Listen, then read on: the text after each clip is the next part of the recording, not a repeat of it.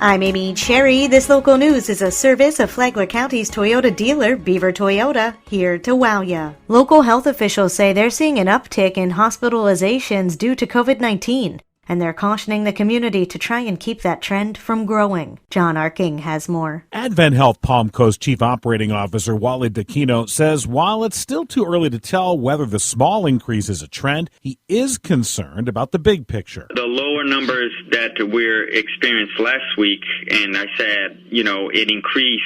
It's not something for us to be nervous about or anything like that, but, it's something that we need to keep an eye on and keep vigilant and take care of our employees to make sure that we are always focused, because this is getting old already, right? 8 months, it's easy for us to put our guards down and think that it's just going to go away. The trends are something Bob Snyder, Flagler County Health Officer, speaking last week on WNZF, compared to a roller coaster. Some days we'll have case counts in the single digits, and then other days it'll be double that. Just the day before yesterday, we had 2 cases, but then yesterday we had 35, that needed to be case investigated and contact traced. So like a roller coaster, and Flagler County overall is doing better than most counties in the state. Got the second lowest case rate per capita, so that's good. So yeah, we like the ER trend especially because that will lead to less hospitalization. So yeah, let's hope that continues. DeCino says while things are stable for now, they are seeing increases up north with requests to help with staffing. But he says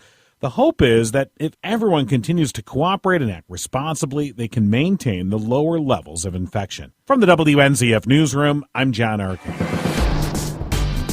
Flagler County deputies want you to know about 2 new sex offenders who recently moved to the area. 58-year-old Fabian Pedro was convicted in Duval in 2000 of kidnapping and sexual battery. He now resides at 22 Woodfield Drive in Palm Coast. 52-year-old Lori Zmuck now lives at 4 Pinnell Lane in Palm Coast. She was twice convicted in Orange in 2012 and 2013 of molesting children between the ages of 12 and 15. Sheriff Rick Staley. Well, I personally wish they did not come to Flagler County. I cannot control where they live, but we can notify the community of their presence and let them know that we know that they are here and we are watching them. Sheriff's deputies also spent Halloween ensuring it was safe for kids. Deputies visited the homes of 31 sex offenders Saturday to ensure they were in compliance. Sheriff Staley says they have rules they must follow. No decorating, no handing out candy, no lights on, those kind of requirements. Our sex offender unit made sure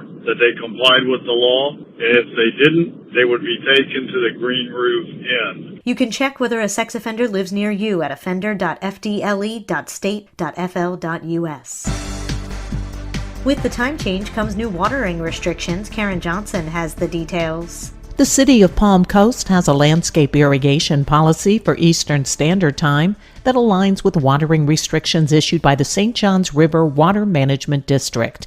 The city is reminding residents that from now through Saturday, March 13th of 2021, residential and non-residential or business customers may water lawns and shrubs according to the following provisions. They ask us to now restrict our watering to once per week on Saturdays for odd number addresses and Sunday for even numbered addresses. Steve Flanagan is the utility director for the City of Palm Coast and adds non-resident users or businesses can irrigate on Tuesday, and irrigation is limited to no more than 1 hour per zone. Handheld hoses with automatic shutoff nozzles and the drip system are allowed at any time, but adds these restrictions don't apply to irrigation using reclaimed water or storm water. Then Garen Hopkins is the environmental specialist for the City of Palm Coast and explains why the irrigation restrictions are so important. It's all about protecting our resource, of course. Water supply is limited in Florida, and we want to do our part to help protect that limited resource. Restrictions and exceptions can be found on the City of Palm Coast website at palmcoastgov.com. Search for watering restrictions. For Flagler's Morning News, I'm Karen Johnson.